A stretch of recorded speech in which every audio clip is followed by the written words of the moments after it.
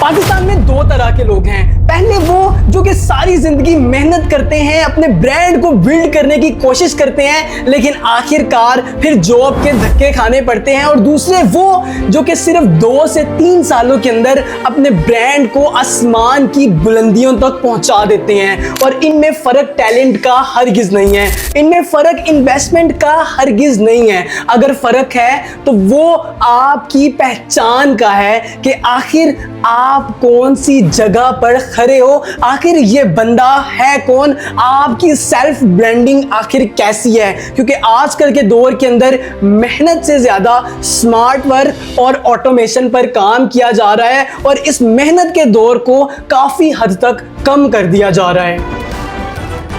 आपकी आस्क 1 करोड़ रुपए against 2% of equity 2% wish you all the best. I am out. ये तो आप चाह रहे हैं कि सारा रिस्क हम लें और जान मास खोलने की कुछ अलग चल पड़े। एक आंसर कर दूं अगर आप इजाजत दो तो। आप असल चार्ट लग रहे हो। यू आर अमेजिंग मैन, आप बहुत रिस्पेक्ट लेके जा रहे हैं। Well done. I want to do the deal. और आज की इस वीडियो के अंदर मैं आपके साथ पूरे 30 दिन का रोड मैप शेयर करने जा रहा हूं कि कैसे आप जीरो से खुद को एक ब्रांड बना सकते हैं और ब्रांड बनने के बाद आप कैसे आसान तरीके से लोगों से पैसे कमा सकते हैं, क्योंकि ब्रांड को लोग खुद तलाश करते हैं। और इस वीडियो को बहुत से लोग पहले 10-20 सेकंड के अंदर स्किप कर गए होंगे और बहुत से लोग अभी सोच रहे होंगे कि यार मैं इसको स्किप कर देता हूं। लेकिन जो 1% लोग इस वीडियो को कंप्लीट वॉच करेंगे वो अगले 30 दिन बाद इस वीडियो के कमेंट के अंदर आकर मेरा शुक्रिया लाजमी अदा करेंगे। तो अगर आप उन 1% लोगों में से हो तो इस वीडियो के कमेंट में आई एम अ ब्रांड लाजमी लिख देना, जो आपके दिल आपके दिमाग को ये बताएगा कि ये बंदा अब ब्रांड बनने वाला है और आपको मोटिवेशन देगा ताकि आप अगले 30 दिन तक कंसिस्टेंट रह सको। एंड मी अनीक आसिफ, जिसकी सेल्फ ब्रांडिंग है ई कॉमर्स सिखाना और सेल्फ इंप्रूवमेंट को आगे लेकर जाना। अगर आप इस चैनल पर नए हैं और मैं आपको फायदा पहुंचा सकता हूं तो इस चैनल को लाजमी सब्सक्राइब कर देना।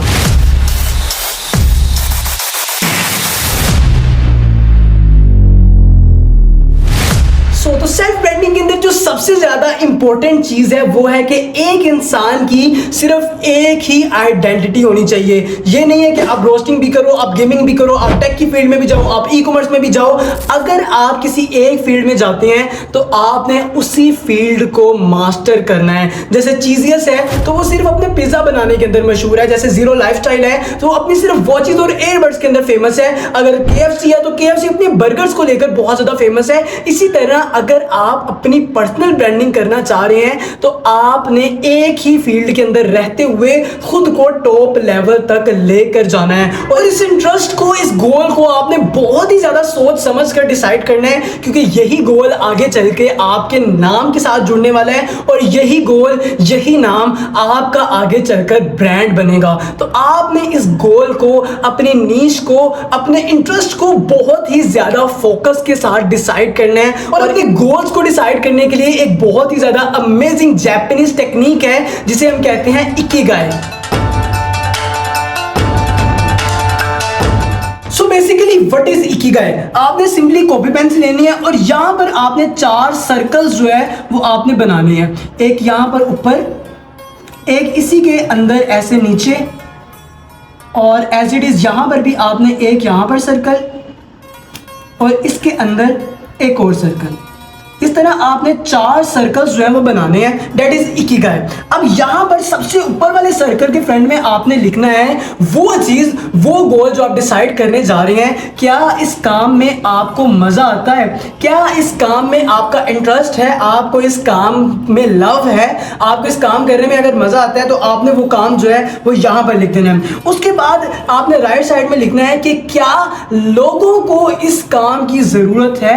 आपने यहां पर लिख देना है नीड, कि क्या लोगों को इस काम की नीड है, लोगों को इस काम की ज़रूरत है। उसके बाद आपने लिखना है कि क्या मैं इस काम किए जाने के बाद मुझे इससे पैसे मिलेंगे। आपने लिख देना है कि क्या ये जो काम है मुझे इससे पैसे मिलेंगे इन द फ्यूचर जाकर। और यहाँ पर आपने लिख देना है कि क्या मैं इस काम के अंदर बेहतर हूँ या नहीं हूँ। मतलब आपको पैसे भी मिल रहे हैं, लोगों को ज़रूरत भी है, आपको इस काम करने में मज़ा भी आता है, लेकिन आप इस काम के अंदर परफेक्ट नहीं है। तो आपका जो गोल है वो यहीं पर ही रह जाएगा। तो ये 4 ही चीज़ें जो है वो आपने फाइंड आउट लाजमी करनी है। और जब आप अपना इकिगाई डिसाइड कर लेंगे तब आती है सबसे main game, that is implementation.